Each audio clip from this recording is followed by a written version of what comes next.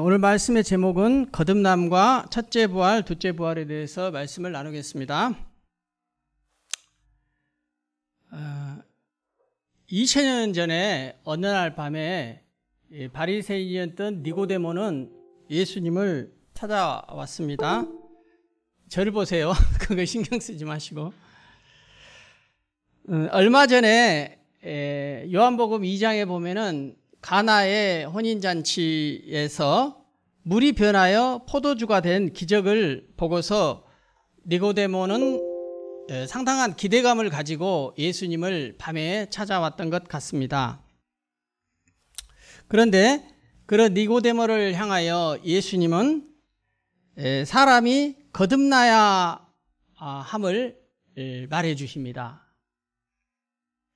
니고데모는 성경도 많이 알고 또 경건하게 살려고 많은 애를 썼지만은 뭔가 자기 의대면에 채워지지 않는 그런 것을 느끼고 예수님을 밤에 찾아왔던 것입니다. 그러니까 그는 선을 행하기를 원했지만은 자신에게 악이 함께 있는 것을 보고 바울의 고백처럼 어떤 자신의 공고함을 가지고 왔다는 것입니다. 그는 오랜 신앙생활을 했습니다. 그러나 니고데모에게는 문제가 뭡니까? 구원의 기쁨과 감격과 신앙생활에 즐거움이 없었던 사람입니다. 저는 니고데모가 한편으로는 이해가 갑니다. 왜냐하면 목회를 하면서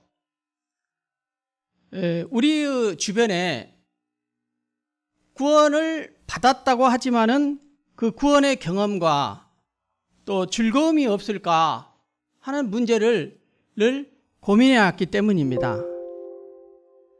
그러니까 오늘날로 말하면 우리가 이해하기 쉽게 니고데모는 물세례를 받았어요. 그러나 그는 성령의 경험과 체험이 없었던 것 같습니다. 이런 문제를 가지고 오늘 말씀을 거듭남과 또 부활에 관하여 이렇게 연결시켜서 여러분하고 말씀을 나누고자 합니다. 그래서 오늘 말씀이 여러분에게는 자칫 조금 어려울 수 있겠다 하는데 필요한 경우에는 조금 성경 요절만 적으셔도 되고 또 필요한 경우에는 여기서 성경 말씀을 띄워서 같이 이렇게 천천히 이렇게 말씀을 나누도록 하겠습니다. 물세례와 성령 세례에 대한 관계에 대해서는 신학자들이나 또 목회자들이나 자기 나름대로 이렇게 뭐랄까 정의해 놓은 정의들이 많습니다. 그러나 내가 오늘 이 말씀을 전하기 위해서 내가 원하는 그 논지에 가장 합당한 그 글이 있어서 존 스토트의 글을 인용을 해보겠습니다. 물세례는 죄의 시심이다 이것입니다. 우리 지난주에 세례를 받았잖아요. 근데 지난주에 세례를 받았을 때에 그 세례를 받은 가장 궁극의 목적은 죄의 시심에 있다 이렇게 나옵니다. 성경에 사도행전 22장 16절에는 이제는 왜 주저하느냐 일어나 주의 이름을 불러 세례를 받고 너의 죄사함을 씻으라 내 죄를 씻으라 이렇게 나와 있어요. 그러니까 물세례는 곧 죄사함이고 죄에 대한 회개고 구원이고 이렇게 연결이 되는 것이죠. 그런데 또 하나가 있습니다.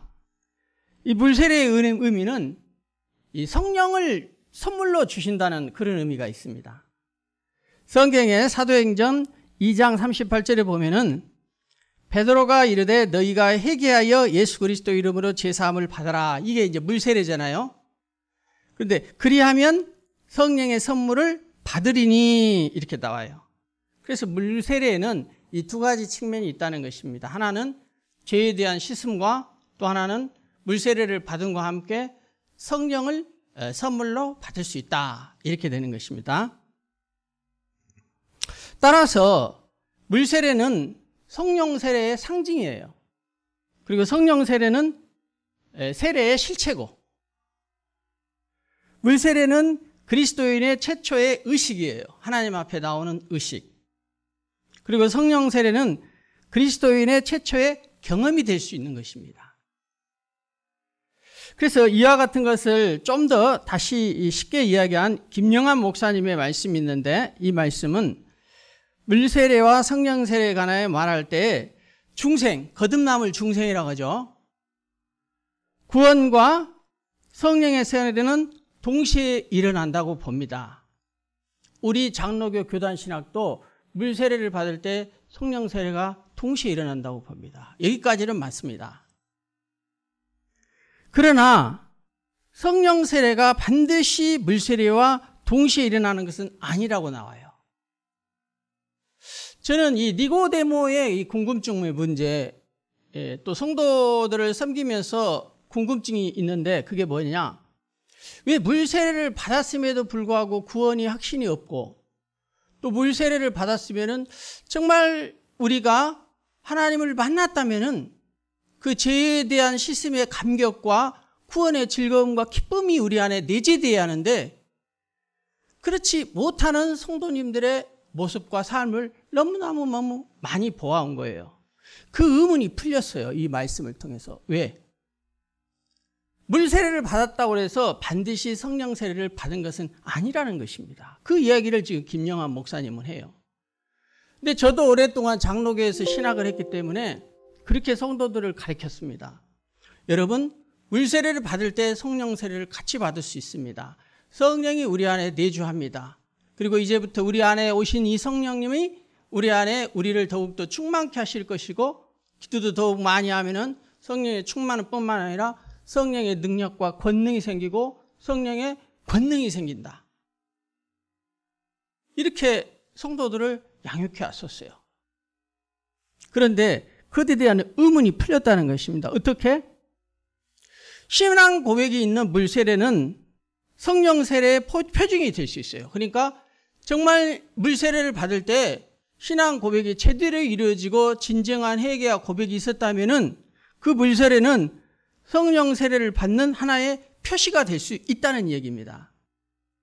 그런데 문제가 단지 우리가 물세례를 받을 때, 이 물세례는 하나의 의식이거든요. 근데 이 의식을 행할 때 진정한 내 내면의 나의 이전의 죄성, 죄에 대한 고백과 회개가 없이 물세례를 단지 의식적으로만 행했다면은 성령 세례를 안 받은 거예요. 성령 세례와 동시에 안 일어날 수 있겠구나. 내가 이거를 창안한 거예요. 그래서 물세례를 받았다고 해서 성령 세례를 반드시 받은 것은 아닐 수도 있겠다 하는, 왜냐하면은 사랑하는 성도 여러분, 이 하나님의 말씀은 오류가 없어요. 이 하나님의 말씀 우리가 100% 믿어야 합니다. 그렇죠? 그렇다면 이 하나님의 말씀이 우리의 삶을 설명할 수 있어야 하고 우리의 삶이 연결이 되어야 해요. 하나님의 말씀이 맞다면. 근데 우리가 물세례를 받았단 말입니다. 분명히.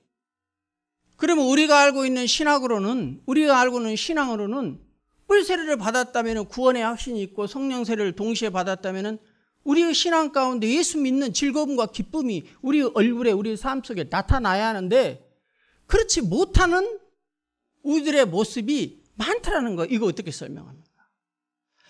그래서 다르구나.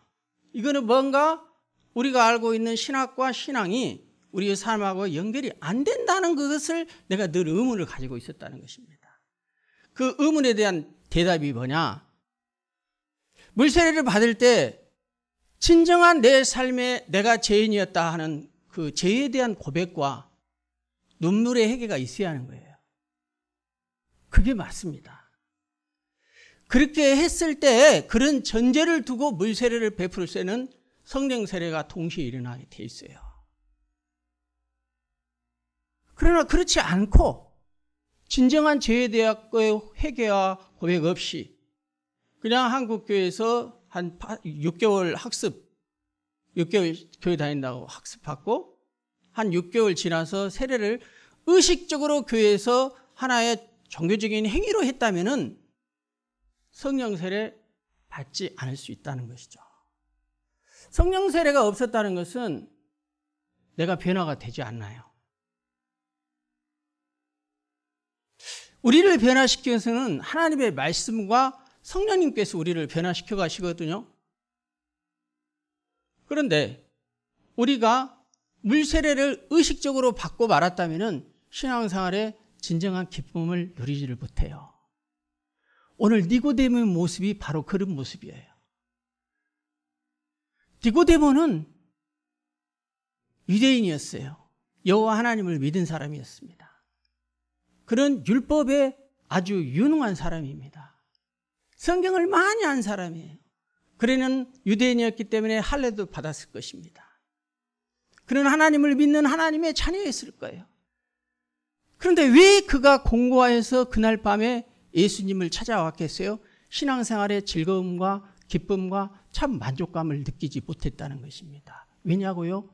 니고데모는 오늘날로 말하면 물세례를 받았는데 성령 세례가 없었던 거예요. 성령 세례가. 성령님을 만나지를 못한 거예요. 성령님의 임재와 성령님이 해결시키는 진정한 하나님 앞에서의 자기의 죄를 해결하고 뉘우치고 그럼으로써 성령님이 그 안에 하나님의 자녀로 인쳐주시는 내주하심과 내 삶 속에 어려운 문제가 있을 때 그 문제를 해결하는 과정이 살아계신 하나님과의 만남이 없었던 것입니다. 의식적인, 형식적인 종교 생활을 했던 것이 바로 니고데모였다는 것입니다. 그래서 여러분들 가운데 혹여라도 나는 왜 신앙생활의 기쁨과 즐거움과 목사님은 강단에서 설교하실 때 예수 믿으면 좋고 그 다음에 이렇게 마지막 때에 부활할 것을 예수님 오실 것, 재림할 것을 저렇게 기대한다는데 내 안에는 왜 그런 게 없지? 혹시라도 그런 분들이 이 자리에 앉아 계신다면 여러분이 신앙생활을 어떻게 시작했는가? 과연 내가 니고데모는 아닌가? 한번 돌아보시기를 바랍니다. 돌아보세요. 저에게는 제 이야기를 잠깐 하면은요. 고2 때부터 그 교회에 출석을 했어요. 그러면은 6개월 다니면은 고3 때 세례를 받았어야 맞습니다. 근데 저는 어떻게 했었는지 세례를 못 받았던 것 같아요. 그로부터 10년이 지난 28, 29 대학 4학년 정도야 돼서야 나도 세례를 받아야겠구나. 신앙생활하면서 세례를 받아야겠다는 생각을 한 거예요. 그 믿음이 된 것입니다. 그래서 교회 출석한 이후로 세례 받기까지, 세례 교인이 되기까지 10년의 시간이 걸렸던 거예요. 그러면 세례를 받을 때 제가 물세례를 받았어요. 그때부터 내가 성령의 임재가 있었고 성령의 살아계심을 경험하고 느끼고 내 신앙생활이 즐겁고 행복했느냐? 그러지 않았습니다. 오히려 그로부터 또 5년 후인 33살, 4살 때 성령님을 경험했어요. 그때 성령님을 경험한 것은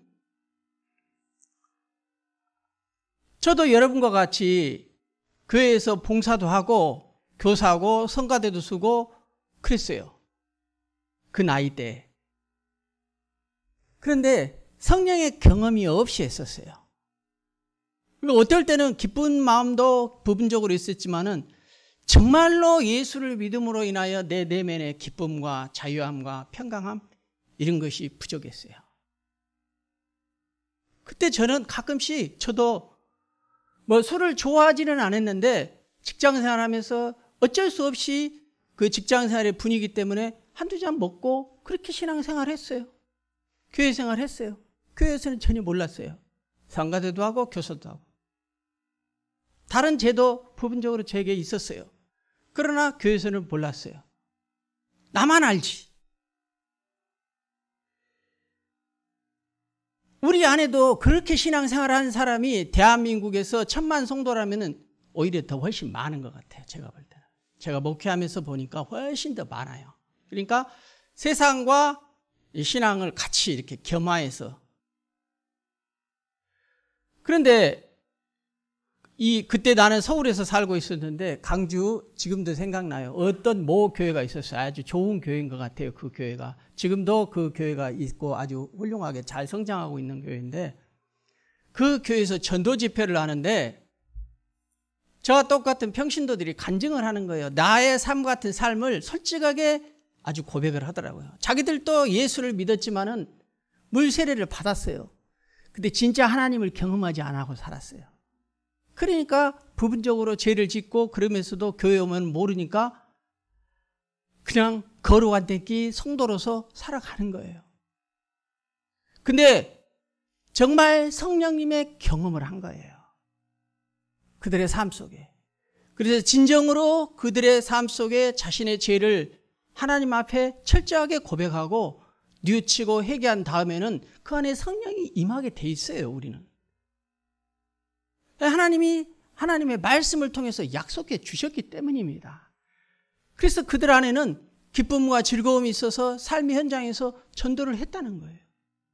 전도했다는 그 열매와 그 삶의 간증들을 나누는 거예요. 나는 너무 은혜를 받았어요. 왜냐? 그거는 바로 다른 사람의 얘기가 아니라 솔직히 내 얘기였거든요. 내가 그런 삶을 살았거든요. 그런데 그들의 얘기는 정말 무소리만큼 감동이 되었고 내게 은혜가 됐고 나는 그 은혜의 말씀 속에서 내 무릎을 꿇고 하나님 앞에 진실로 회개의 눈물을 흘리며 구원의 경험과 감격과 성령의 임재를 경험하고 방언이 되고 그러더라고요. 그리고 성령님이 내게 임재해 있다는 것을 내가 느끼게 했더라고. 그리고 와서 교회에 돌아와서는 나의 지난날의 죄를 회개하고 뉘우치고 내 아내에게도 뉘우치고 회개하고 그 다음에는 전도를 하게 되더라는 것이죠. 왜? 내가 하는 것이 아니라 내 안에 성령이 임하시니까 기쁘고 좋은 거예요. 그래서 이 기쁘고 좋은 이 경험은 이전에 내가 경험할 수 없었던 거예요. 내가 이전에 신앙생활 형식적으로 했던 그 신앙생활하고는 차원이 다른 거였습니다. 왜 그럴까? 세례는 받았을지라도 성령의 경험이 필요하구나. 정말 내가 억지로 눈물을 흘려서 죄에 대한 회개해야겠다는 그런 의식 속에서 회개를 하는 것이 아니라 정말 내가 잘못됐구나. 하나님 나를 사랑해 주시고 나를 오랫동안 기다려 주시고 참아 주셨구나. 이걸 느껴야 하는 거예요. 이거를. 반드시 이 단계가 필요합니다. 이거는 중간에 예수를 믿었던 모태신앙이었던 이런 죄의 고백과 진정한 자기의 죄성을 발견하면은 하나님 앞에 겸손해질 수가 있는 것입니다. 그럴 때 우리는 하나님 앞에 겸손하게 나아가 날마다 주님의 십자가를 의지하고 성령에 의지하는 삶을 살기 위해서는 기도하게 되어 있는 거예요. 성도는. 근데 왜 성도가 기도하기 힘들까? 이런 문제는 실제적인 문제잖아요. 왜? 이거는 우리의 삶이고 성도 여러분의 실제적인 문제예요. 이거는 우리 교회만의 문제가 아니라 오늘날 교회의 보편적인 많은 문제들이라 이거죠. 제가 다른 데서도 목회를 해보니까 그렇다라는 것이죠. 뭐가 문제였는가? 의식적인 신앙생활에 문제가 있는 거예요. 사실은 이 의식적인 신앙생활 진짜 하나님 만나야 합니다. 하나님 만나고 하나님 만날 때면 반드시 물세례를 받을 때에 성령의 선물을 주시겠다고 약속을 한 거예요. 그러니까 이 물세례부터 정확한 죄의 고백과 자기의 죄성을 철저하게 인식하고 회개해야 하는 거예요. 어떻게 그럴 때 우리 안에 눈물이 안 나오겠어요? 우리가 감정을 가지고 있는 내가 죄 가운데 살아가면 영원히 죽을 수밖에 없는 그런 자인데 그 죽을 수밖에 없는 그 자리에서 나를 구원의 자리로 하나님의 아들을 삼아주셨다는데 어떻게 감격이 안 나올 수 있겠냐고요. 이런 간격이 있게 돼 있더라는 거예요. 이런 간격이 지금도 우리 안에 없다는 것은 나의 신앙생활을 첫 시작부터 의식적이지 않았는가? 의식. 예배도 의식.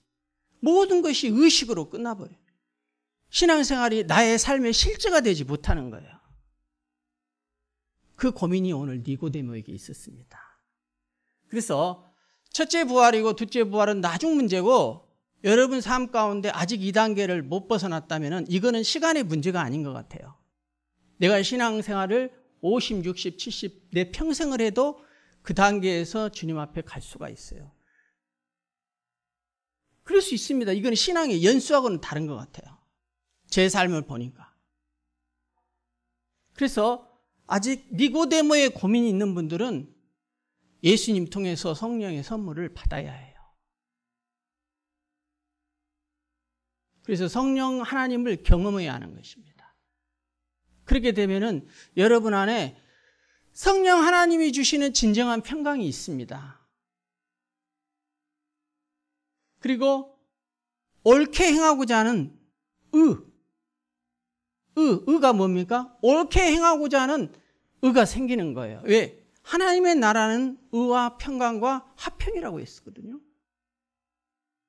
그러면 우리 안에 그러한 열매들이 내 안에 말씀을 받고 기도하는 생활을 통해서 그런 변화의 삶이 우리 안에 열매로 나타나게 돼 있다는 것입니다. 맞죠? 맞아요. 그래서 하나님 나라를 볼 수 없다고 한 거예요. 예수님께서 니고데모에게 거듭나지 않으면 하나님 나라를 볼 수 없다고 한 거예요. 볼 수 없어요. 느낄 수도 없고 경험할 수도 없고. 아멘. 그래서 내가 이미 여러분하고도 나눴던 것처럼 하나님 나라의 의의 열매는 곧 아브라함의 믿음과 순종이다. 그래서 우리 안에 믿음이 커지고 그 하나님의 말씀에 대한 그 순종하고자 하는 것이 커지게 돼 있는 거예요. 그래서 그 믿음과 순종함이 커질 때 말씀대로 사는 자에게 하나님이 주신 은혜가 있는데 그게 뭐냐? 첫째 부활인 것입니다. 첫째 부활. 한국 교회에서 저도 이렇게 자랐고 이제 그 고등학교 2학년 때부터 신앙생활 했으면은 18, 17대부터 했으면 지금 이제 한 3, 40년 했잖아요. 신앙생활을. 이렇게 하다 보니까 그런 것이 있는 것 같아요.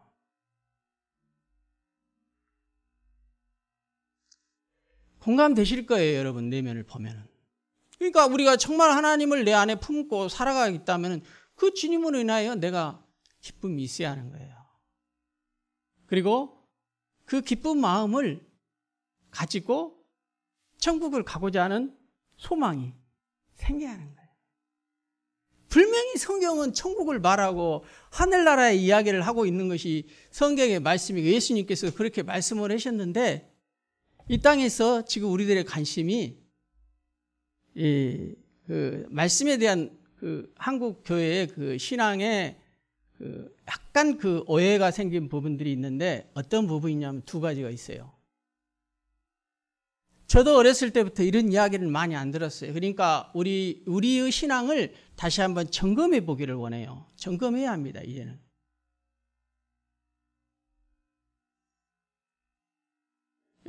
하나님 나라를 요즘 강조하거든요. 제가 처음 우리 교회 왔을 때부터 계속해서 복음을 설명할 때 하나님 나라의 관점에서 설명을 했을 것입니다. 왜냐? 예수만 믿으면 구원 얻는다고 해놓으니까 삶이 없는 거예요. 한국교회 성도들의 삶이 없어요. 그래서 나온 것이 하나님 나라의 복음에 대한 이야기가 나온 거예요. 그래서 하나님 나라의 복음은 하나님께서 다루시고 통치하시고 이루려고 하는 하나님의 왕국이 있는데 그거는 하나님의 뜻이 우리의 삶 속에 이루어지는 것이라는 것입니다. 그래서 이미 과거에도 있었고 예수님께서 그걸 이루셨고 예수님께서 그걸 이루셨기 때문에 현재 우리의 삶 속에 예수를 믿음으로 인하여 내 삶 속에 하나님 나라의 열매가 나타나게 돼 있는 것입니다. 그런데 이 하나님 나라는 언제 완성이 되느냐? 미래에 예수님이 재림과 함께 완성이 되는 것입니다. 하나님의 뜻과 통치, 다스림이 완성이 될 때는 미래에 이루어지는 거예요. 그러니까 하나님은 하나님의 나라를 이루려고 한 것이 하나님의 뜻이거든요. 그렇다면 우리의 소망이 그 완성될 미래에 가야 우리의 신앙이 바른 신앙이 되는 거예요. 그런데 대부분 신앙생활을 해도 미래에 소망을 두지 않고 이 땅에다 소망을 둬버려요. 그거 잘못되는 것입니다. 그러니까 이 땅에다가 하나님 나라가 이루어지는 가운데 내가 잘 되는 것에다 목적을 둬버리니까 신앙이 기복적으로 가버린 거예요. 그 수준에 머무르는 거예요. 그러니까 천국에 대한 이야기를 안 해버렸어요. 한국교회에서. 나도 천국에 대한 계시록에 대한 이야기를 많이 듣고 자라지를 못했어요. 그러니까 한쪽으로 우리의 신앙이 편중된 것이 있다 이것입니다. 그리고 또 한 가지, 정말 성경의 말씀 중심적인 신앙생활을 했더라면은 이 성경의 말씀을 정말로 너무 율법적이지 않게, 너무 근본주의로 가지 않고, 너무 신비주의로 가지 않고, 극단과 극단을 가지 않고, 이 복음주의, 이 하나님의 말씀대로 하는 것이라면은 정말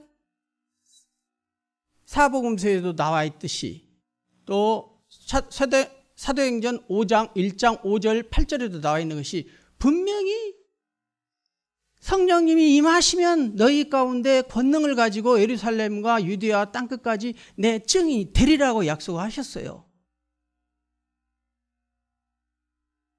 그렇다면 진정으로 우리가 말씀 중심적인 신앙생활을 해왔더라면 이 성령의 임재 안에 말씀을 가지고 말씀을 전할 때 성령의 능력과 권능이 나타나고 열매가 있어야 하는 거예요, 우리 신앙가. 근데 이 부분을 빼버린 거예요.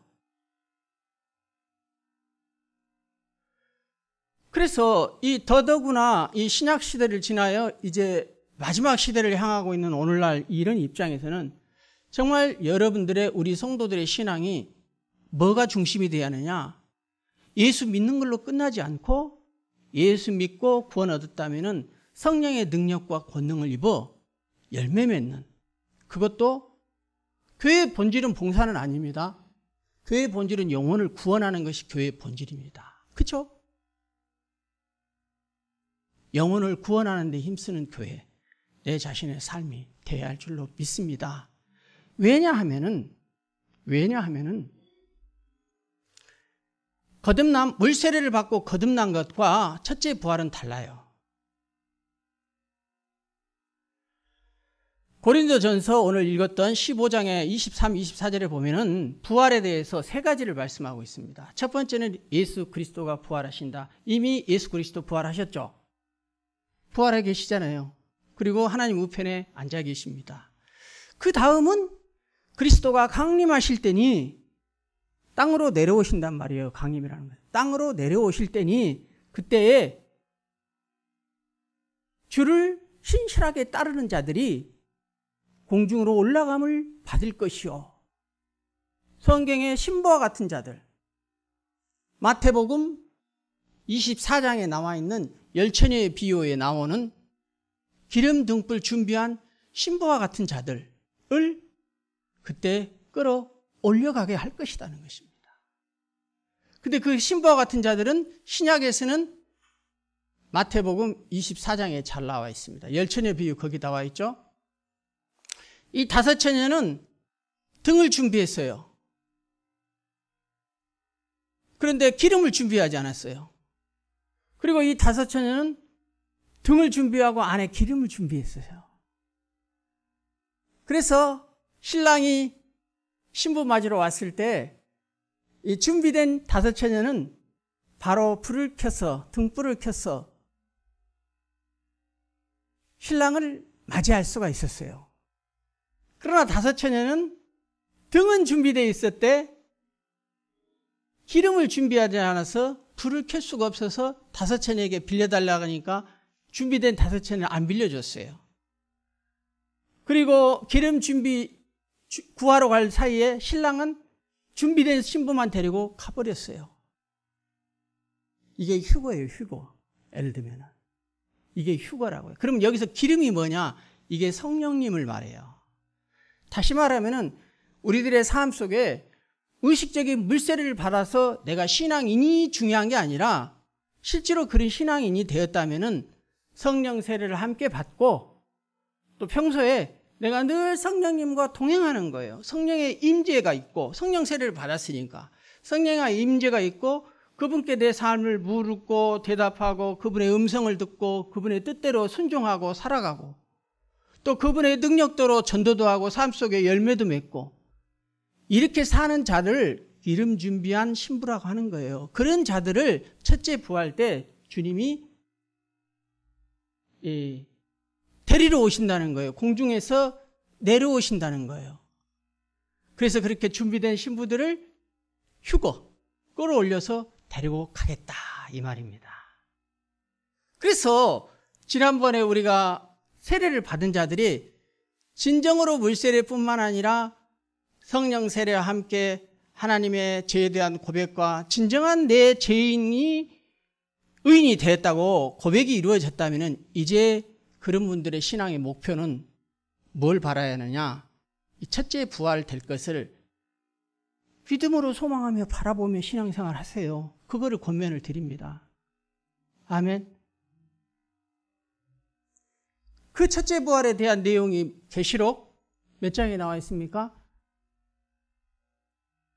계시록 20장 4절부터 6절에 나와 있어요. 첫째 부활에 해당하는 자는 주님을 위해서 순교했던 자나 또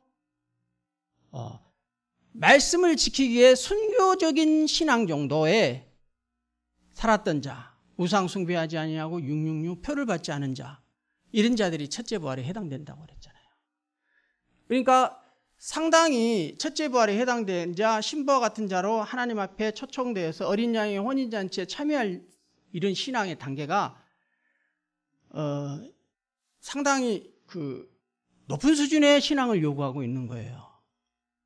신앙의 열매도 있고 정말 주님을 사랑하고 내 삶 속의 말씀을 지키기 위해 내 자신의 자아를 죽이고 그 말씀 앞에 철저히 복종하는, 순종하는, 내 자신을 버릴 수 있는 십자가의 삶을 살아내는, 왜? 성경의 말씀에 이름과 같이 나는 이 말씀 아무리 100번 읽어봐도 성경에서는 하늘나라의 얘기를 하고 있는 거예요. 그러면 하늘나라를 바라보고 하늘나라를 소망하고 우리의 신앙이 그렇게 가야 맞죠. 자, 바울을 보십시오. 안녕하냐고 여러분한테 안부를 묻습니다. 지금 잘 안녕하고 예배 잘 드리고 있다고 하세요. 여러분, 바울을 보십시오. 바울은요, 유대인이었습니다. 그죠? 바울은 율법을 정통한 학자였어요. 바울은 율법학자였어요. 바리새인이었어요. 그리고 바울은 다소 출신의 가문 있는 집안에 태어났어요.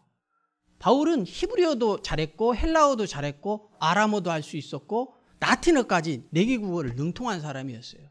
오늘날로 따지면은요, 목회자 중에서도 신학 박사 정도 급에 대한 목회자 중에서도 목회자를 지도할 수 있는 그런 위치에 바울이 왜 예수 믿는 사람을 핍박했습니까? 왜 대사장한테 가가지고 나 다소에 갈 테니까 그 허가증 끊어주라. 다소에 해당에 가서 하려고 한 게 뭐였는데 예수 믿는 자 핍박하려고 가려고 했던 거 아니겠어요? 바울은 유대교에 믿는 여호와 하나님의 율법은 믿었는데 예수를 만나지를 못했어요. 예수를 알지를 못했어요. 그래서 바울은 그 어마어마무시한 그 신앙의 지식과 신앙의 연륜과 가문이 있는 그런 사람도 신앙을 제대로 못 믿으니까 예수를 핍박했잖아요. 그런데 하나님께서 보실 때 이 사람은 너무 아까운 거예요. 그래서 그 사람에게 은혜를 주어서 환상을 보았잖아요. 바울이 다메섹에서.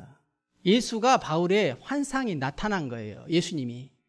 네가 왜 나를 핍박하느냐? 왜 나를 믿는 사람을 핍박하고 다냐? 바울이 깜짝 놀란 거예요. 뭡니까? 예수님을 경험을 한 거예요. 경험을 하니까 바울의 신앙은 완전히 달라졌습니다. 맞죠? 그래서 신앙은 이론과 체험이 같이 있어야 하는 거예요. 이론만의 지식의 신앙은 우리를 살려내지 못합니다. 아무 능력이 없어요. 그러나 일자 무식이고 초등학교를 안 나왔다 할더라도 이 성경 하나님의 말씀을 믿고 내가 기도한 걸 응답받고 성령님께서 날마다 함께한 사람은 베드로같이 능력의 사람이 될 수 있다고 생각합니다. 아멘. 오늘날 보십시오.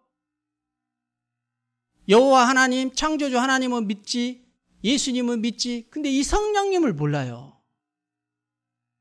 성령님의 내주하심과 성령을 통하여 하나님의 음성을 듣고 성령을 의지하고 기도하면 나을 수 있는 기적과 치료와 경험과 이런 게 없으니까 마지막 시대에 증인된 삶을 살지 못하고 열매가 없어요. 딱 잡아서 이 얘기하면. 우리 안에는 예수를 믿는 믿음은 있으나 삶의 열매를 맺지 못해요. 이렇게 하면은 우리가 어떻게 우리의 능력으로 복음을 전하고 바울처럼 살 수 있습니까? 못합니다. 오직 바울도 내 안에 성령의 능력과 나타남으로 목회했다고 그랬어요. 바울 서신에 보면. 그렇잖아요. 그래서 우리들이 이 마지막 시대를 살아가기 위해서는 이 성령의 능력과 나타남으로 살아야 할 줄 믿습니다. 그런 자들이 그런 신부와 같이 기름 등불 준비한 성령님과 함께하는 그런 성도들이 어린 양의 혼인잔치에 참여할 자고 예수 그리스도가 강림하시고 휴거될 때 첫째 부활에 먼저 갈 자들인 것입니다. 그리고 다니엘서 12장 1절 2절에 나와 있고 요한복음 5장에 나와 있는데 그런 자들이 뭐라고 하느냐? 오늘 좀 시간이 많이 갔습니다. 결론을 낼게요. 그런 자들이 이렇게 됩니다. 이를 놀랍게 여기지 말아라. 무덤 속에 있는 자가 다 그의 음성을 들을 때가 있나니 선한 일을 행한 자는 생명의 부활로 악한 일을 행한 자는 심판의 부활로.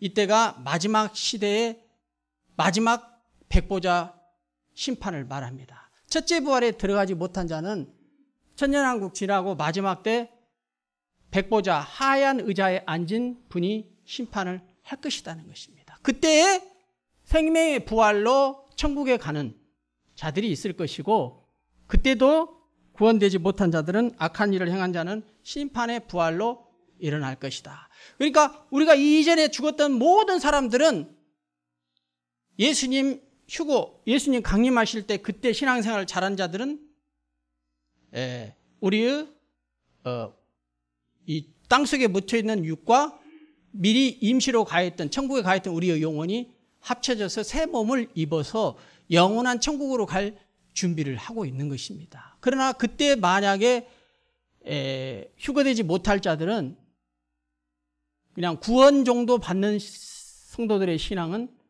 마지막 백보자 심판 마지막에 가서야 생명의 부활로 이끌어 주실 것이라는 것입니다. 그래서 나는 여러분들의 신앙이 세례를 받을 때 나의 진정한 신앙의 고백이 있었는가? 그 다음에 진정한 신앙의 고백과 함께 내가 정말 하나님을 믿는 신앙이 있다면 첫째의 부활을 바라보고 바울과 같이 초대교회 성도들과 같이 성령님과 함께하는 기름 준비된 성도가 되기를 축복합니다. 아멘.